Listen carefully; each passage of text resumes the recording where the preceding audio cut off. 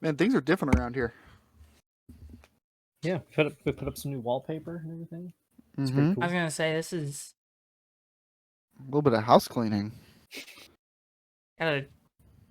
what's that down there? Oh, that's just me. No. To your Hold on, let me get it closer. to your left. My left. To your left. Okay, yeah, what yeah, is that that looks good. down in the corner? What Oh, is sorry. that? There you go, Davey. That looks great. That was really crazy. You know what the best part about this is? What's that? So one of the BMX moms from our team heard from my mom that I do a podcast, and so I sent her the Spotify link to this, and so Oh boy. this is going to be like the first episode that her and her kid listen to, and it starts with a visual gag on an audio upload.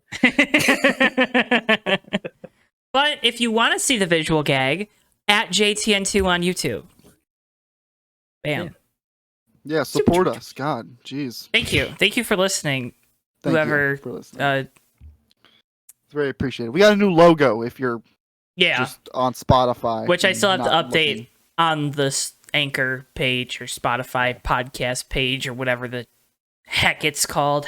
Why don't they call them Spodcasts? Okay, listen, we're not getting into that tonight, okay? Also, if this is your first time listening, we use language on this show, so Sometimes. just want to... I don't know if Matt lets people know that. I want to make sure... This is the one we keep it to a minimum. No guarantees on either sides. So yeah, this is the one we keep it to a minimum. As in, Davey's gonna throw one in the middle of the show just for laughs. 100%. It's like how a PG-13 movie gets one F-bomb. It's like Davey gets. He's usually the one checking it off every week. I get one F-bomb. It's on his checklist. Like we all have our checklists. You know, mine is to make sure we do the show, and Davey's is to make sure he says the F word at least once. Yeah. I'm PG-13. I'm here to derail the podcast on some weird tangent at least twice an episode. Yeah, there we go. But this is the Fake Racers podcast, the newly redesigned Fake Racers podcast. We introduced segments, revolutionary concept segments, stages, if you would. Tell you what, one thing that we got in common with this, with the racing on Saturdays and Sundays, though, no stage yellows here. We run right through it. Yeah, we do one cut. We do not have time to do a bunch of different little cuts and segments. Let me tell you. No stage yellows. No stage yellows. You get to hear this thing straight through. But hello, welcome, Fake Racers podcast, new logo. Thanks to Davey, creative visionary behind Fake Racers podcast logo. I had help. Davey, what was your inspiration for the new logo? So my real answer is NPR. My fake answer is I wanted to look like a douchebag.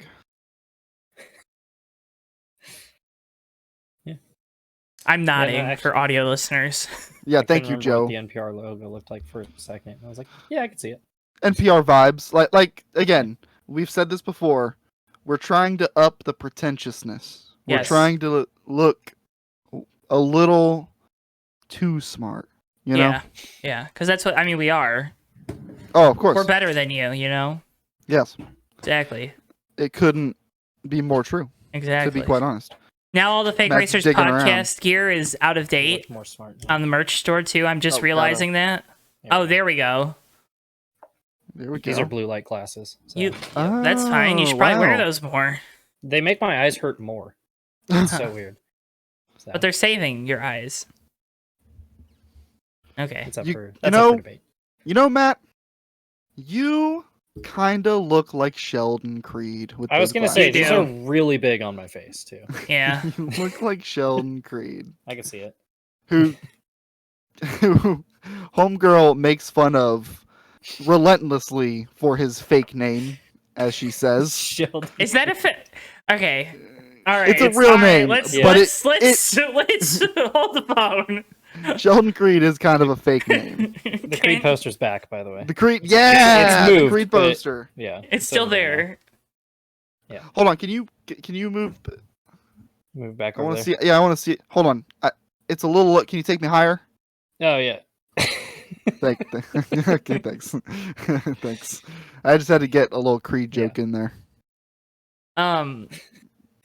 I don't think he realized it when he did it. It's fine. No, I did. Okay, all right. I can tell. Because that secondary laugh made me think maybe you're just getting it, but that's okay. I'm Joe.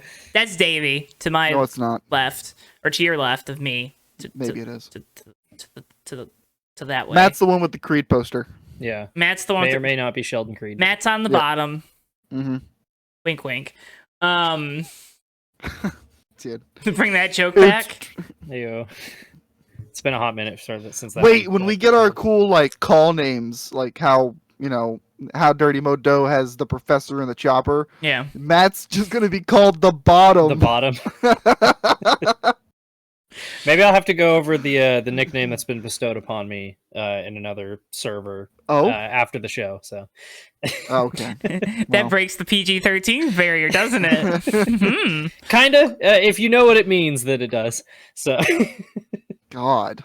Davey, I think it has something to do with ropes. Joe, you're so raunchy. Okay, let's this is the Fake Racers podcast. We can't thank you enough for watching, listening, whatever you're doing here to help support us, because this has already been a cluster. So let's get into hot laps. A cluster what? A cluster, just a cluster. Oh, okay. Yeah. Like a peanut cluster, like. Bro, my camera loves when I record the Fake Racers podcast because that means it gets to lose focus, and it loves doing that. It's its favorite thing. It's like a kid with ADHD in high school, ain't it? No, got a lot of experience with that, Joe. Yeah, a little bit. Tell you what, this has been an exciting beginning to the podcast. You know what's not exciting? William Byron. William Byron. You could have just said the entire cup race, but yeah. Hey, the first half I thought was pretty good. Yeah, it was all right. Basically, up until Chase Elliott ran out of fuel, it was pretty good. And then after that... Then it got really funny for a second because he ran out of fuel. It was real funny. And then it was boring afterwards, which was a shame. But... William Byron won his 5th race of the year. It's his first road course win. He's always been pretty decent on the road courses. I don't think people give him all the credit for it. But, yeah, that's what track attack will do for you. Still somewhat of a surprise given how bad that team has been the last couple months. I think you have that 24 team has a little Jimmy Johnson, Chad Knaus in them, honestly. I could see it. I'm worried. I can definitely see that potentially. Who knows? They were, because I remember they were mentioning that on the broadcast, like how over the last couple of years, or mostly last year, they just through the summer they faded really bad and then it wasn't until the playoffs started that they actually started picking things up. Mm-hmm. But, yeah. Which I don't think they ended up winning any races in the playoffs, did they? Oh, they won Martinsville and then had a few top 10s and a top 5, but yeah, didn't really go far. They won Martinsville and Atlanta last year. Yeah. And then fell off a cliff. Yeah. Which this year hasn't been as dramatic. It was just he had like 3 not great runs in between 2 wins. But yeah. Yeah. It's like very sneakily having a dominant season. Yeah. That's William Byron's MO, ain't it? Just to kind of just be like under the radar. Very under the radar. No one cares. Collecting candles, like, cool dude, you collect candles. Ooh. Don't know what that means. We'll have to unpack that one later, I guess. Does Joe hate candles? Question mark, question mark, question mark. That's the Alan title. Alan Gustafson hates winning races, apparently. Alan Gustafson just hates having good strategy, apparently. How? How? So I don't know. I can actually play a little bit of devil's advocate here, because a friend of ours in another Discord server we're in, who's worked for multiple teams, shared his spreadsheet they use for calculating fuel mileage, and he's like, as you can see, there's a lot of variables, but it doesn't change the fact that they screwed up big time when they absolutely couldn't. But it makes it a little more justifiable when you see like just how much math goes into all the fuel calculations. But still, for sure. That's a mistake you cannot make, especially in the position you're in. Yeah, if I feel like I agree with you. I think like baseline, you can't be doing that, or you can be doing you could do it, but I still think that you can't be doing that. You're a top tier Cup Series team. Yeah, in a position to try and make the playoffs after your driver has been out for a lot of the season, and you are with the best team in NASCAR, presumably the best cars. That's up for debate. And like, there's just like you just cannot make those mistakes. It's gonna be done to death this week. Everyone's talking about how you can't make those mistakes, but it's just as simple as that. That's not a mistake that a playoff caliber, nay, a championship caliber Cup team should be making. And people are gonna rail Alan Gustafson, and I don't disagree with that. There's the argument as well that, like, he gets that information from somebody, right? Yep. Whoever was putting the fuel in, blah, blah, blah, yada, yada. But also, who probably hired that guy? Well, the buck does stop with Alan Gustafson. It's going to be a rough week for that 9 team, probably behind the scenes and in the public eye. So I got a couple thoughts. First off, you're not in this position. We talked about Chase getting hurt, right? Whatever, you gotta let people live their lives. Even when they're professional athletes, they assume risks, and they have to be okay with the consequences of taking those risks. However, the whole Charlotte ordeal, that lost him points in that race alone, most likely, because he talked about how the car was wrecked, but I don't know, maybe could have figured it out. But then missing a race at Gateway, and people are like, well, the 9 car wasn't good at Gateway. I'm telling you, if Chase Elliott's in that car, they don't finish 30th. Like, right. It's been a season, and you talked about a championship caliber team. The 9 team isn't a championship caliber team. Nothing this year. Even when Josh Berry was in the car and doing well, and then maybe you say, well, Chase Elliott has experience in the next gen car. He should be able to kind of, let's add 5-10 positions to where Josh Berry finishes for Chase Elliott or whatever it is. Mm-hmm.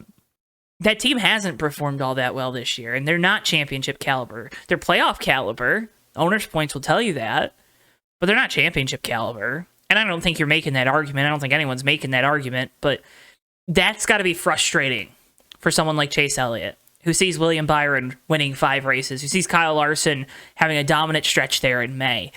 And like you said, the buck has to stop with Alan Gustafson, right? When you are the leader, you are at fault. It doesn't matter who below you makes the mistake. You are at fault. That's what good leaders do. They always take responsibility for the people underneath them. They always take responsibility for their mistakes, because that's what you do. Now, eventually someone gets in trouble. Someone gets fired. Someone gets let go. Whatever it is, someone gets promoted. Because we've seen that a few times.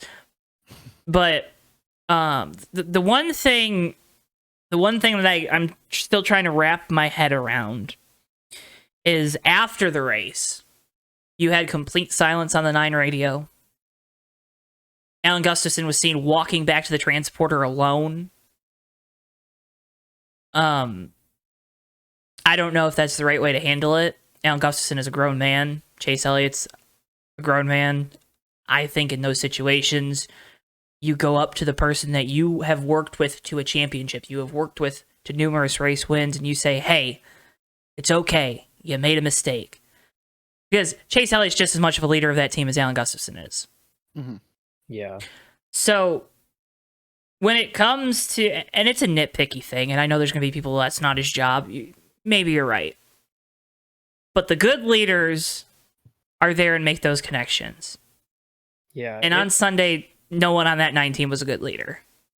It reminds me, there's a moment I always go back to when it comes to stuff like that. It reminds me a lot of the talk, again, quick football analogy, like when you think of a quarterback, like, not throwing passes isn't just your only responsibility. It's being a leader and being there for your guys and taking responsibility.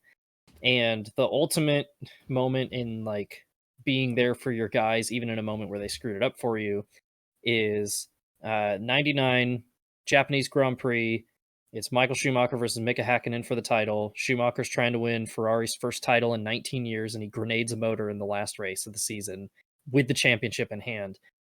And Schumacher gets back to the pits, and what he does is he goes to every single Ferrari mechanic and he shakes every one of their hands and thanks every single one of them for everything they did the whole season. Like, that's the kind of example that you set if you want to be the guy. And I know Chase Elliott is not the most personable guy, but like, you got to step up in that moment. I know you're frustrated, but that's your team and those are your guys, and it's you haven't put them in the best spots and they haven't put you in the best spots, but in the end you're a team and you all have the same goal in mind.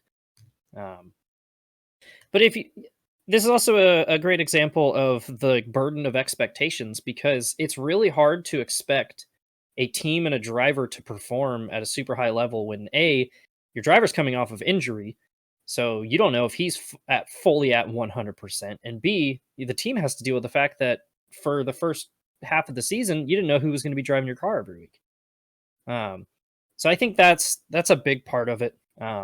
It's the whole year's just been a mess, and like it almost feels a little unfair to throw these expectations of like, well, Chase Elliott has to be a title contender this year with the hell that the first half of their season has been. But that is the burden of expectations when you are a Cup champion already. Like, you have to perform.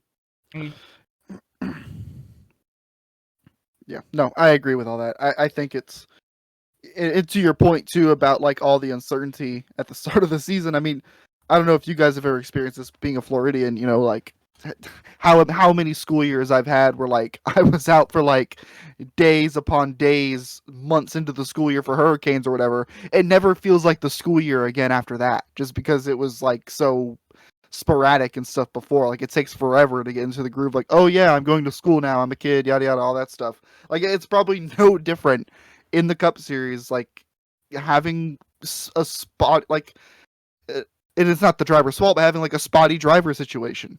Like, you have no idea who's going to be in the car, you have no idea who you're working with, you have no idea what their preferences are. I mean, it's just everything is thrown out of whack, and then having to get that back with your main driver. And if Watkins Glen is any indication, I'm not saying that it is, but if it's any indication, there's a lack of leadership and ownership and responsibility among that team. I mean, you're going nowhere.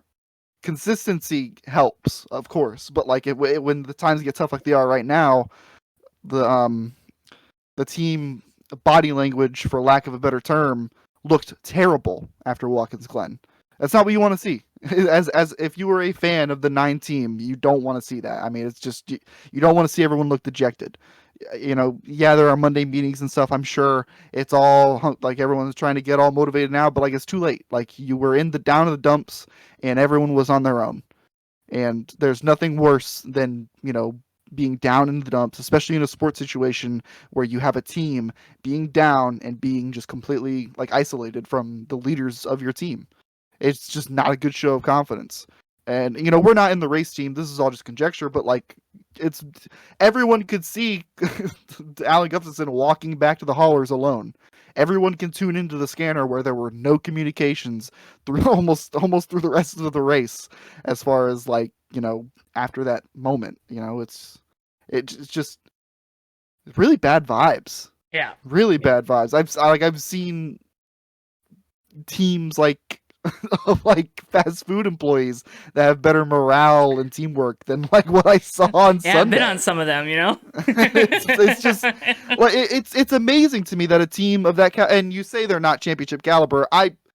I mean more like they have won a championship, like they're pedigree, but not caliber.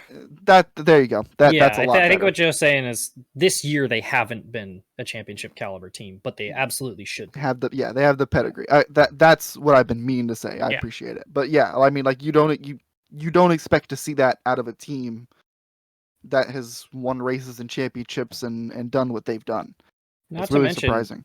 Like, it coming from the same team too that had Chad Knaus, Steve Letarte, Cliff Daniels, like some of the best cheerleaders over the radio you've ever heard, and Alan Gustafson is in that same organization, and that's the way they react to adversity. Cliff Daniels immediately came to mind when that radio call of Gustafson saying wrong effing information. Like, Cliff Daniels immediately sprung to mind because he would not say that. Yeah. Because that just sounds like he's blaming it on something else. Like, immediately it sounds like he's tossing the blame to someone or something else. Whereas I feel like Cliff Daniels would just be like, all right, buddy, find a good place to stop. We messed up. We let you down. And we're going to do XYZ from here. Like, he would lay it out, and it just, to immediately blame something else to immediately say wrong information. That's not, dude. Come on. Like, if grow you a gotta pair. say that, you say that over the private channel. You don't let the driver hear that. Correct. That's Exactly. Especially. You just don't say it. Like, let's be real. You don't say it. You gotta work with those guys for another 11 weeks at least. So yeah. I mean, prime example was last week when McDowell was out front and his spotter was coming over the private channel complaining about the lapped cars and never once said a word to Michael because they're like, our driver needs to stay cool right now. Yep. Mm-hmm. Like, we're pissed off right now, but we're not gonna let it affect him. All right, wrap up this topic. Does Alan Gustafson make it, or does he stay the crew chief for the 9 next year? Yes or no? No explanation. I just want a yes or a no. Yeah. Yeah. Even though he shouldn't be, in my opinion, after this, yeah, he will be. Yeah, I think so too. Yeah. Rick Hendrick is famously loyal to his crew chief. Ice is thin. Brad Keselowski and Kevin Harvick clinch on points to the playoffs after William Byron wins. That leaves us with one available spot.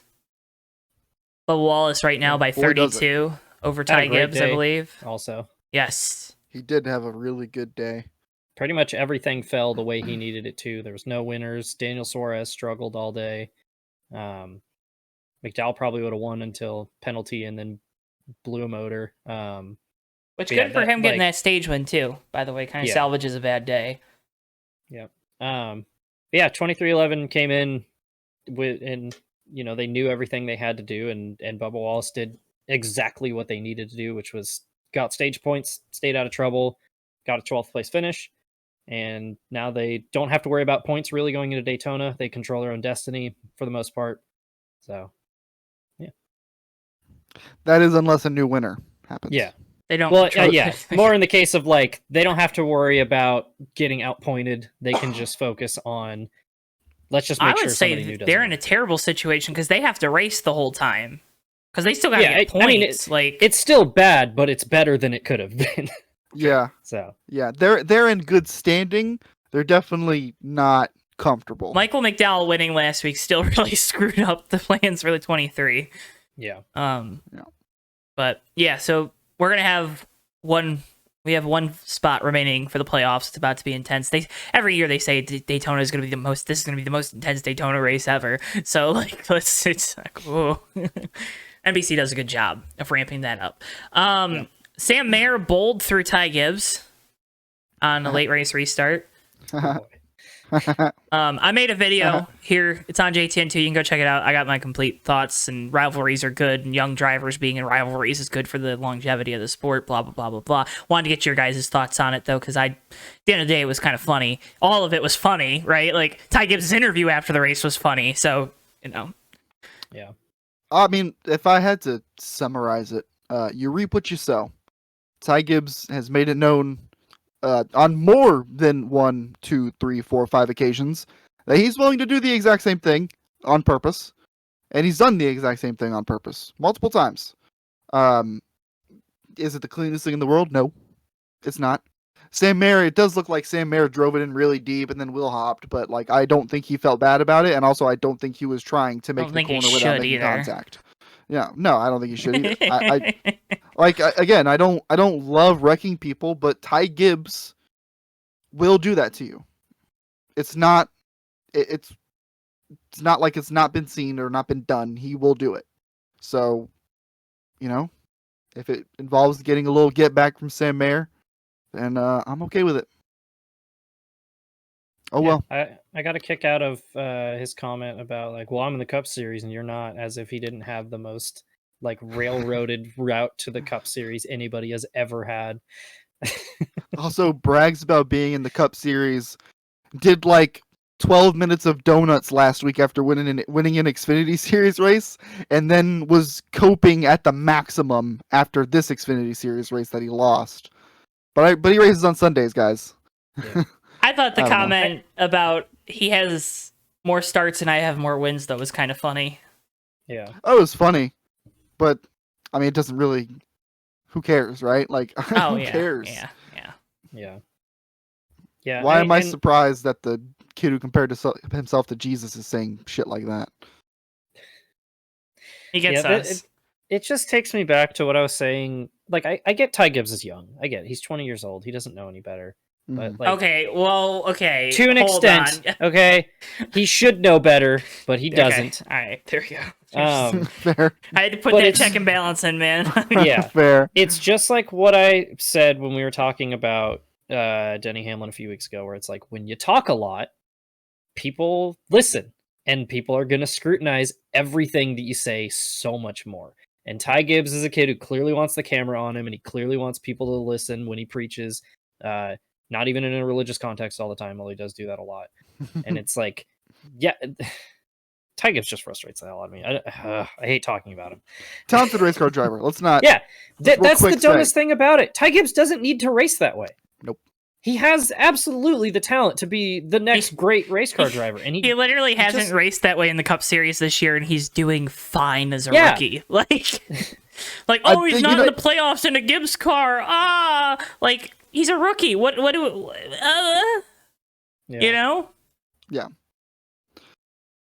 I wonder if part of that also is like he knows he might get like railed by like a Cup Series driver if he tries to do something dumb, and maybe he feels like he can still get away with dumb stuff in Xfinity because he's big dog now. I mean that just kind of feels like the kind of thing he would believe. Oh yeah, yeah. I don't want to no, that's fine. Psychoanalyze him too much, but it just kind of seems that way. He seems like he thinks he's better than everyone else. He thinks he is. That's not too crazy to say. Yeah, I don't think. Not in Xfinity. Right. But yeah. In Cup, that's never gonna fly, even when you're the champion. Even when you're Kyle Larson, I don't think that flies in the Cup Series. So, that was hot laps. That also, real quick before we move on, that playoff bubble is tight as well. Yes. It's very, very. Riley Herbst just grenading his car again. I don't think it was his fault, but we need that, baby. It was kind of funny. We need that. Speaking of, he's driving the 36 this weekend for Front Row. I hope it distracts him. It is absolutely 100% a fifth Stewart Haas car to try to get it is. any of them in the playoffs. It is. Yeah.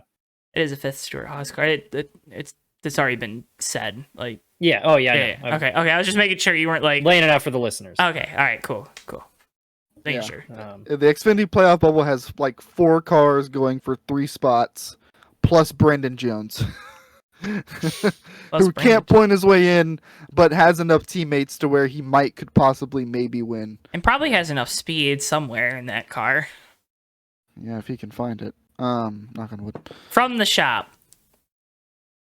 Do you have like some shop noises on your soundboard? Yeah, it's gotta be like like a wrench. Where's that sound of the thing falling?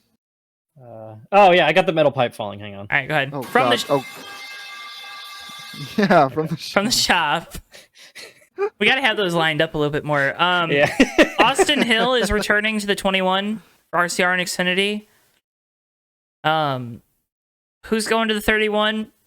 Nobody knows. People think Carson Hocevar is going to go there, but then he's also been linked to the Spire 77. Who knows? The Chevy pipeline is the weirdest thing in the world. Colleagues like, does anybody want to drive our car? Anybody? Anybody at all? It's not a good sign when Justin Haley leaves for Rick Ware Racing. Yeah. Yeah, what is going on? I told you, there's something weird going on at Colleague. And you laughed at me. Did you guys see though Chris Rice fully fanning the flames on NASCAR Twitter? Oh yeah, I did see that. Chris that was Rice, definitely on purpose. He definitely because he liked the tweet too, and then he quote tweeted. He's like, "What? I didn't hear about this." Yeah, that was really funny. But do we like that? I mean, going back to I don't know if Austin Hill needs to do another year in Xfinity, but if you subscribe to the idea that you shouldn't go to Cup unless you're in a top ride, I mean that's the right choice, right? Yeah, I mean I get it. Again, I think he's just waiting on that Austin Dillon leadership role at RCR. Okay. That I am basically just trying to will into existence. Richard Childress is like, "Are you sure you don't want to move into team management? Are you sure?" No, I really like driving a 3-car. Richard RC. All like, right, I mean, Becca's that third office is charter's it's damn. really expensive, though. It's Yeah, how are we gonna pay for that? You know, it'd be really cool if there was like an opening right now. You know, You think they keep He's the like, 3? yeah, Kyle's getting up there in age. Maybe he'll retire. it's just like, damn it. Do you think they keep the 3? Or do you think they go back to like 33 or? Who knows, man? I don't. Because the 3 only mainly came back because Austin wanted to run it, right? Yeah. Yeah. Who knows? Who Um, cares? I do. What if RCR just ends up buying the 31 charter? I could see it. I mean, it would make sense. Colleague's not really like 2 cars. They're in the 20s. Like, Yeah. Don't even need to change the number. you have 1 car. Yeah. You can like win 4 of the road course races with AJ. I don't know. NASCAR playoff docuseries, it got announced today, will be on Netflix for the 2023 playoffs. If you watched it last year, the race was it from last year? It was race for the championship from last year. That kind of started at the beginning of the year and then like sped up very quickly through the end of the year and became a weekly thing. Yeah, that Oh god, there's 36 of these. Oh. that kind of killed it.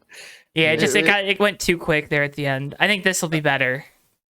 I agree. I think Yeah. releasing it in the hype of the new season is going to be perfect. Yes, it's a good way to get people caught up on the previous season of NASCAR. Mm-hmm. Well, last time on the NASCAR Cup Series. Did you mention the team it's being done by? It's being produced by executive produced by Dale Earnhardt Jr. you did that on purpose. What? Dale Earnhardt Jr. The pause was not nearly that long. Felt that way. I thought he was back. Nope. Yeah, is it? So it's gonna be on Netflix, which I think is something everyone's like, oh, get on Netflix. And there's kind of, I think Drive to Survive is done now, right? This is whatever. I don't know if there's one more season or if the last season, but like they're done with Drive to Survive, supposedly. Mm. Because Yeah. I don't think any of the F1 guys want to do it anymore. Which Yeah, I get it. It did get a little too much at the end. So I mean, do we like it, right? Like, Yeah. I liked it last year. I thought the race for the championship was good.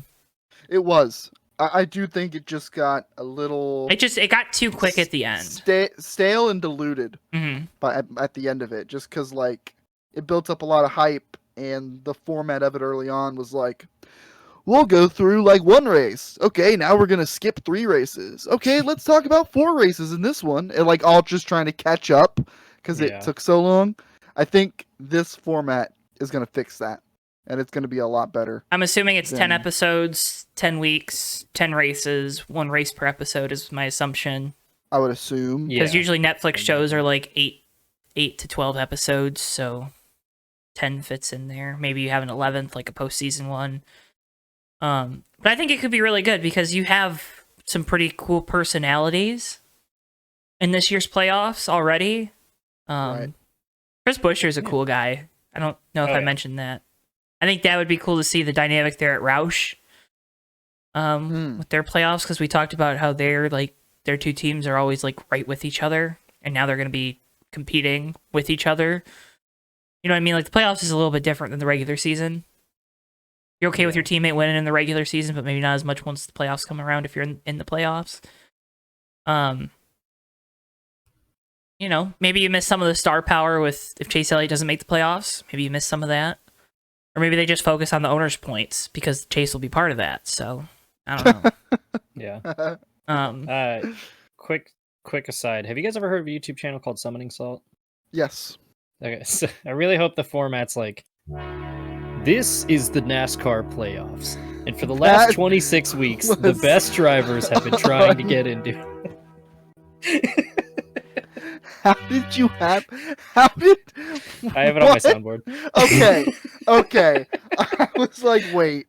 Also, Joe, don't worry. It's part of the Creative Commons license. You don't have to Good. worry about that song. Thank God. I was worried for a second. You had me scared. I was like, You're right, Ro. if I need summoning salt for April Fool's Day one year to just do a NASCAR video now. Yeah. So bad. Dude, there is... I don't want to get too off tangent here, but there is That's like your a job. It's on your vast checklist. You community check it off. of summoning salt parodies out there that are fantastic. I'll have to post some of them. That's so awesome. Anyway, thank God one of you guys knew who he was. It was very funny. Like, it was really good.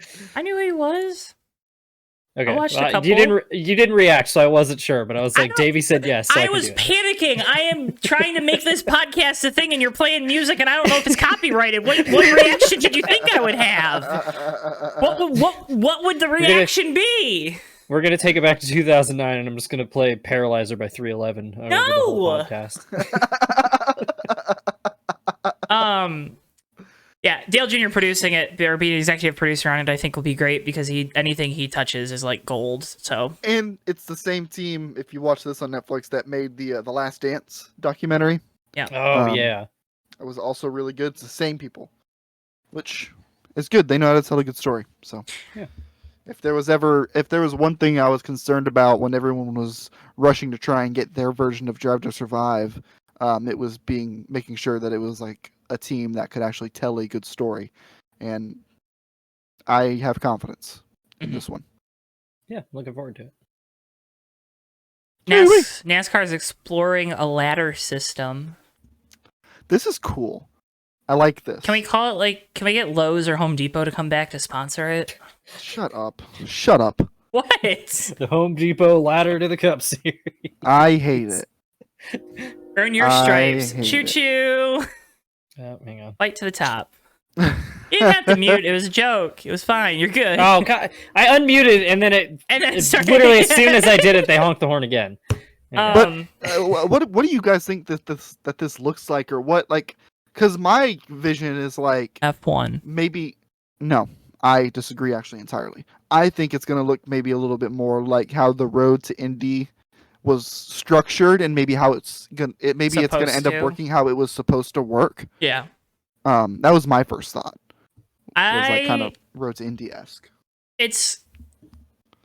I have a feeling it's going to just be to get you to the National Series, not to get you anywhere past the Truck Series. Right. That's what I was imagining because it kind of already is the ladder system, but I think it's the ladder to get to it.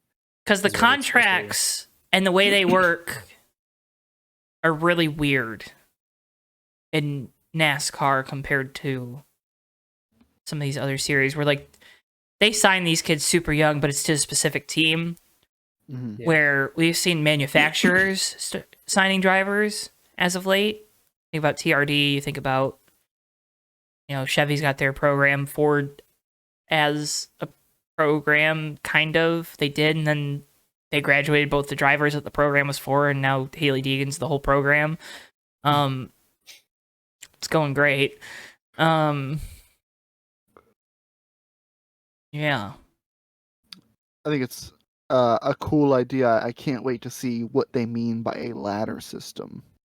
If it means free racing on the internet, I don't care. Will it mean that? No. But I have to imagine it's got to do something with ARCA. Because I think they're looking at Miatas and ARCA, and they're like, we got to do something. Like, because that's the only thing. Because if you create a ladder system, like, where does that leave those kind of ancillary series, like the 3 different ARCA series and all their other stuff? Yeah. I don't know. NASCAR screwed up when they bought ARCA. We had a good thing. Yeah. I don't disagree, actually. Yeah, I wonder, is it going to... maybe that cleans up all of that mess. Yeah. It's... Yeah, I mean, quick ARCA tangent now. It's confusing to no end that we have ARCA East, ARCA West, and ARCA. It's like... What... Like, part of me thinks they did it just to save ARCA, because I think it was going to go bust. They wanted a common car, is what it... Between the 3 series. They had the pretty common rule set across K&N and ARCA, but, like, I don't know, do some better branding or something. Or make it like more of a ladder to where the regional series feed into the main ARCA series or something like that. Yeah, or, you have to finish top 10 in your regional points to be able to race in the main series the next year or something. Yeah. Or designate the original series as a Midwest series, because that's what ARCA originally was. Make it more regional. Please. Please. It's just like they don't have any identity, and I like when people talk about ARCA, I have genuinely no idea which series is running at any point. Build a racetrack in my backyard. They literally ran 2 races this past weekend. They ran Friday night and then they ran Sunday. Like, that's weird. It's crazy.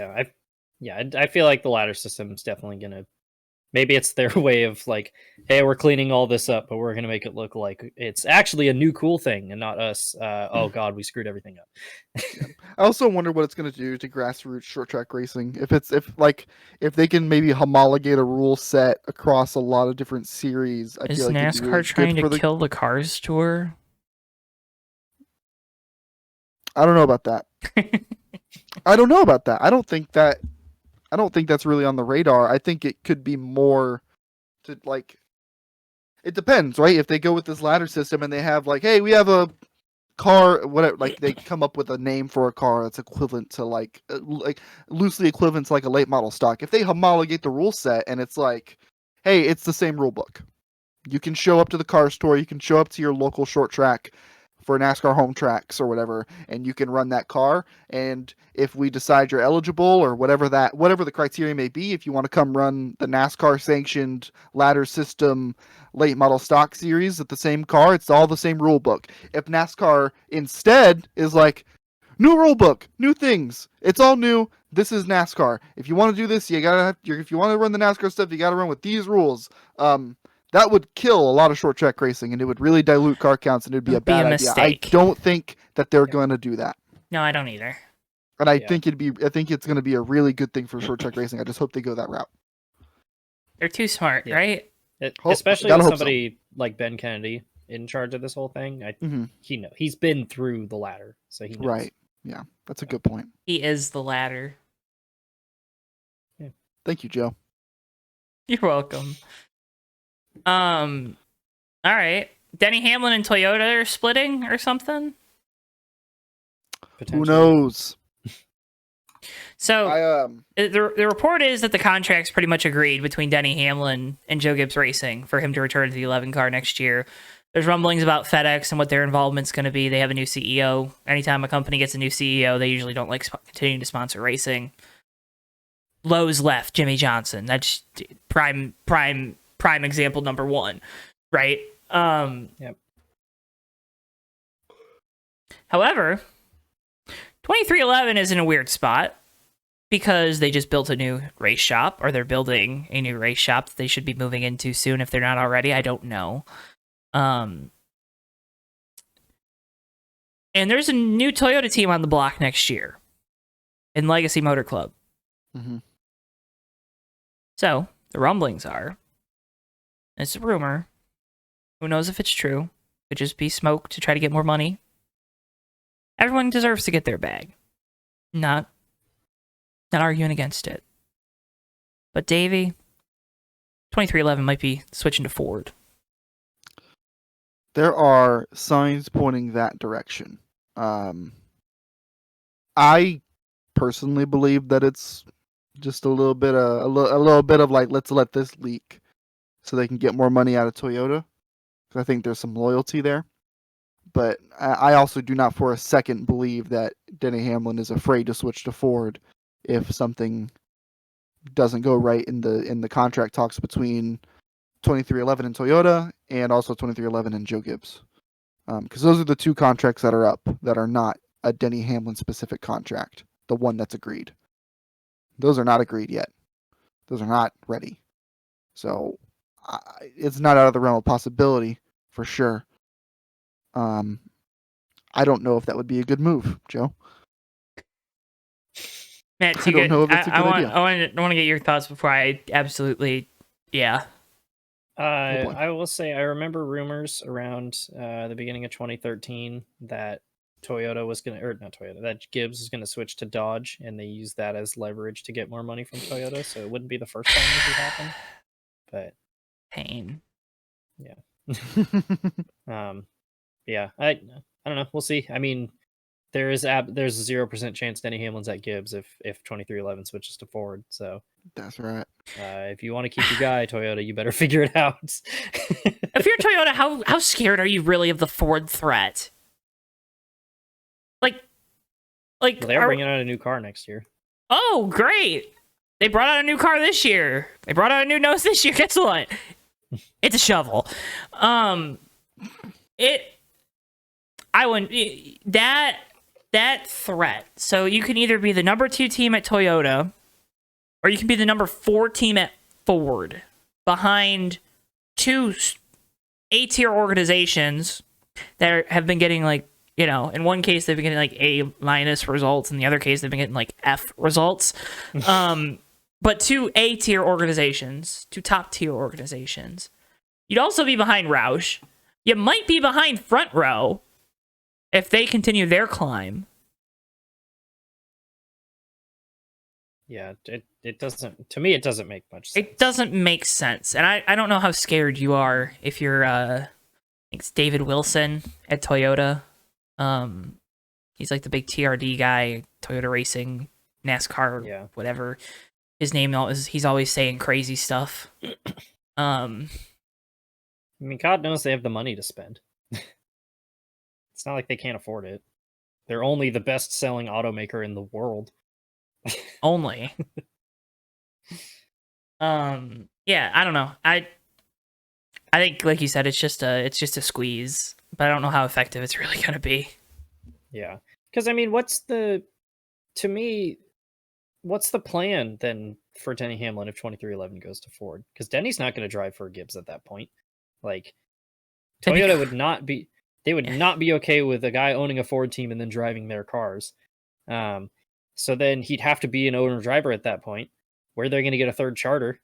Colleague. Colleague. Or Rick Ware. They could. I also don't agree with you too much, Joe, about Toyota not being scared of the Ford threat. Okay. I don't think it's as much being scared of the Ford threat as it is, oh crap, we're gonna lose Tyler Reddick and Bubba Wallace and Denny Hamlin. Yeah. You know, 3 marketable names, to say the least, in the NASCAR sphere, you know? Yeah.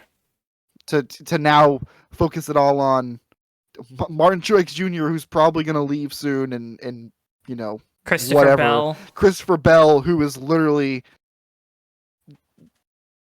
this napkin, and Ty then Ty Gibbs. And Eric Jones. No one likes. And John Hunter Nemechek. The name that we're not even mentioning in all of this, dude. Toyota would be losing Michael Jordan. True. Yeah. Who's that? You mean Michael Jordan? You mean from The Last Dance? Michelle Jordan Jr. from 2005? The number 10 Busch Series car? Yeah. Right. Brought it all the way back around for The Last Dance reference. You did. Good job, Davey. You did. Proud of you. Yeah, I don't... Again, I think it's contract plays trying to get the more money, but I don't. Good on him. Hey, it could happen. I would be extremely surprised, but we've seen ridiculous stuff like this before. So SHR to Dodge. Justin Haley just left Colleague for Rick Ware, Matt. Yeah. So you know, Joe Gibbs somehow couldn't find sponsorship for Kyle Busch. At the time, the only multi-time champion in the Cup Series. Man, I wonder why. I wonder why they couldn't find that sponsorship. Yeah. Must have been because Kyle Busch wanted too much money. That's why he took less money to go to Rich Childress Racing, right? Yeah. Once again, we know Toyota and Joe Gibbs don't have the money for that. Oh, yeah, totally. All right, bottom split moment of the weekend. Davey, you're first. Oh, Lord almighty. I'm going to take the gimme. Chase Elliott running out of fuel. Oh, got him. An absolute bottom split moment from that whole 9 team. Yeah. How do you mess that up? What's wrong with you? Bottom split. Worse than bottom split, actually. I've seen better strategy in bottom split.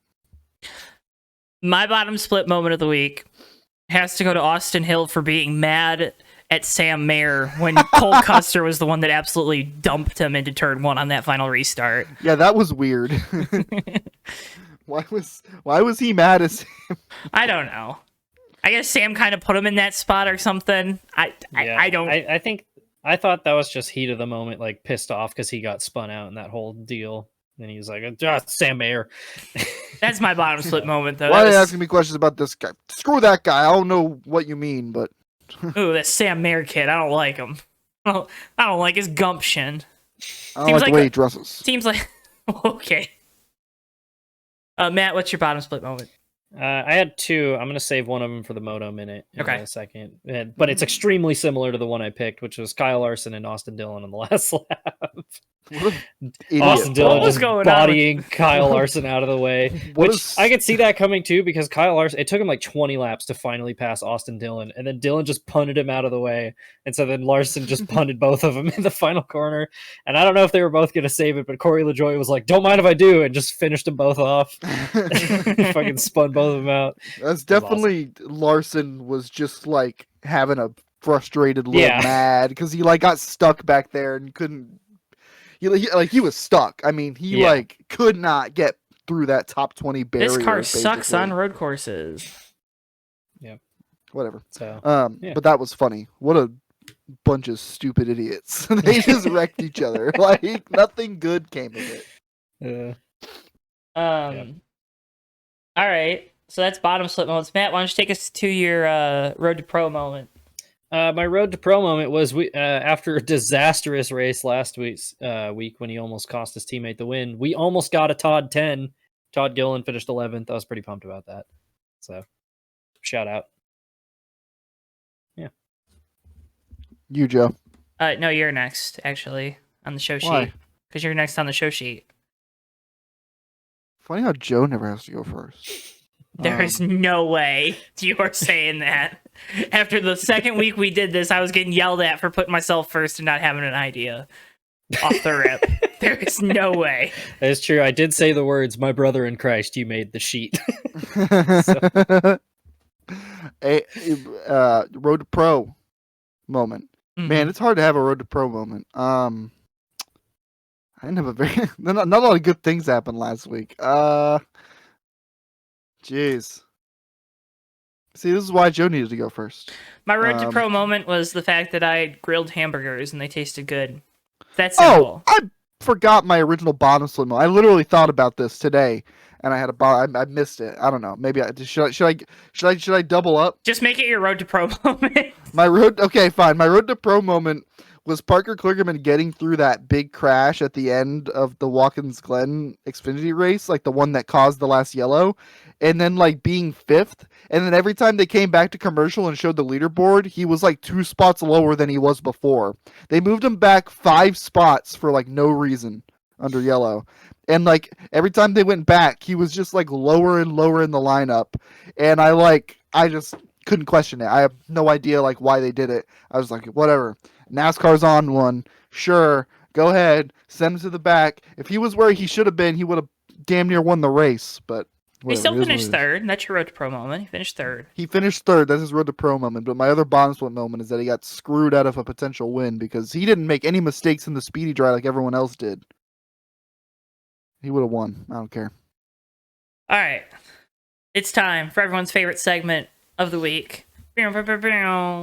Matt's Moto Minute. Ready, set, go.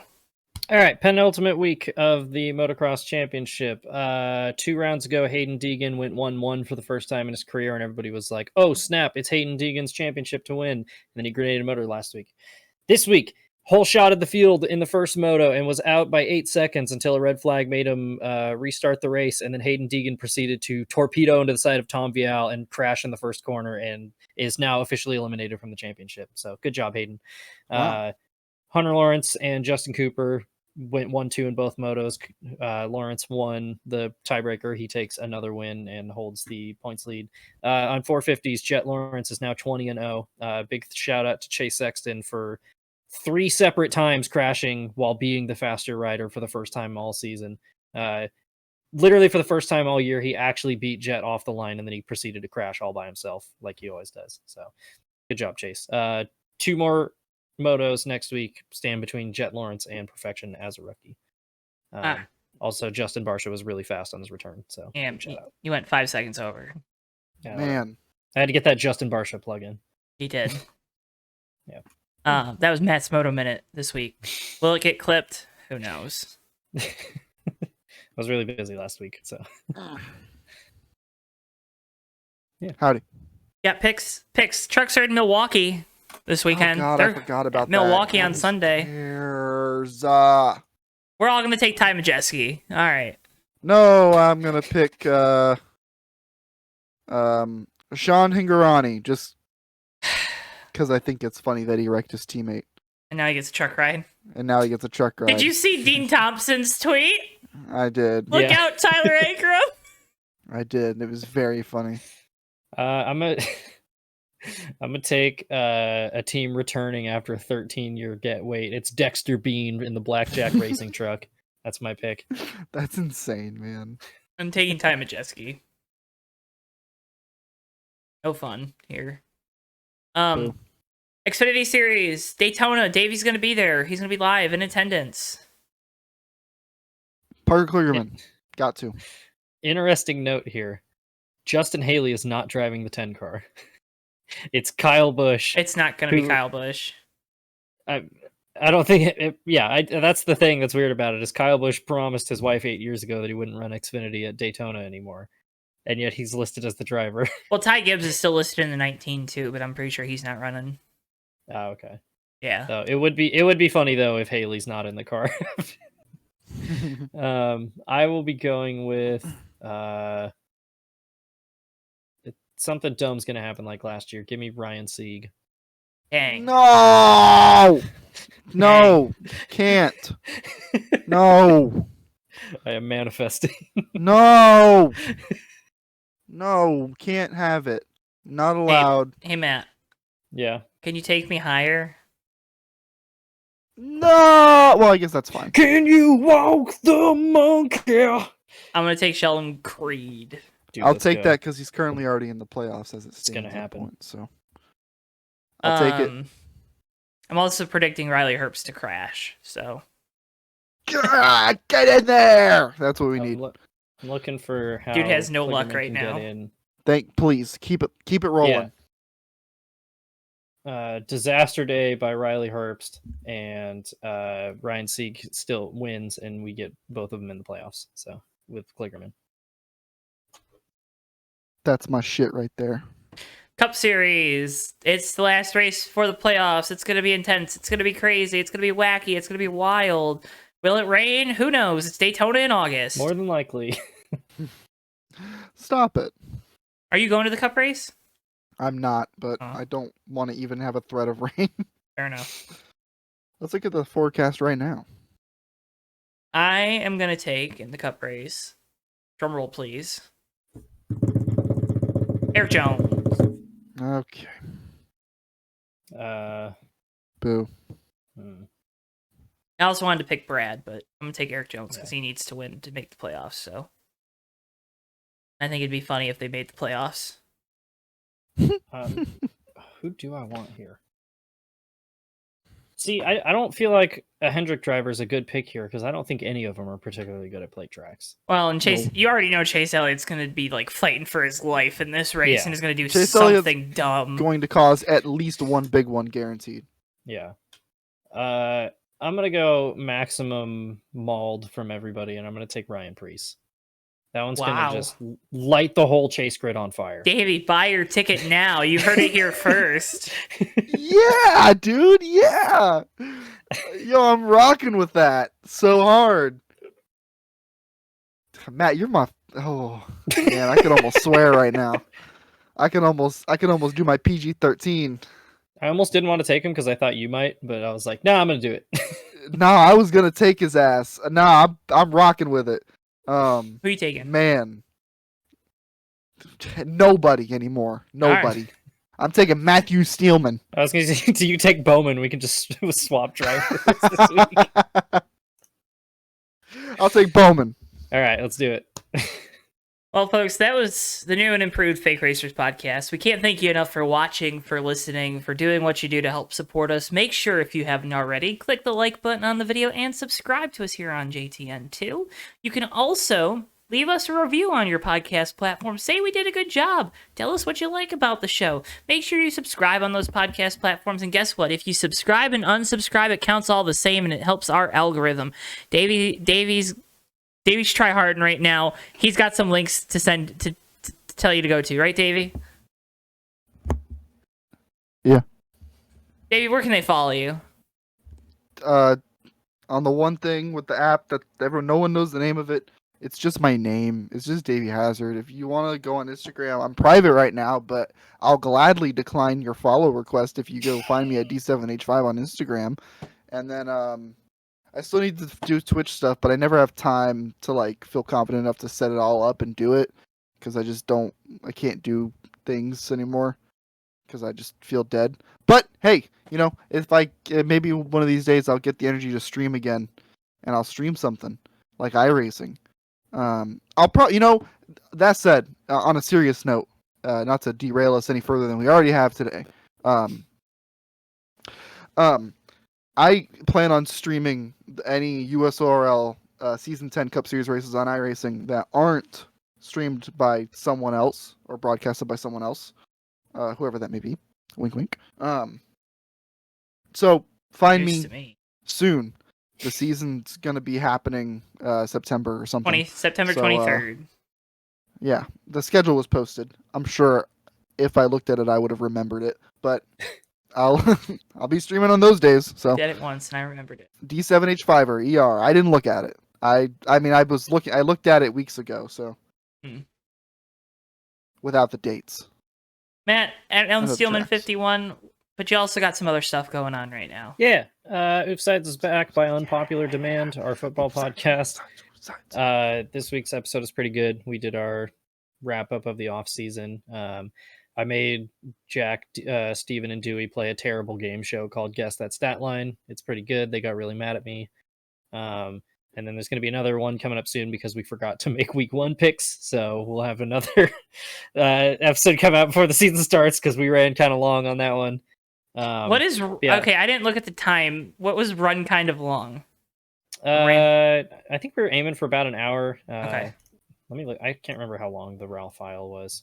But it was like, if we keep going, like this episode's going to be like 2 hours long. So okay, good. But we'll do another one and do preseason wrap ups and everything. Cool.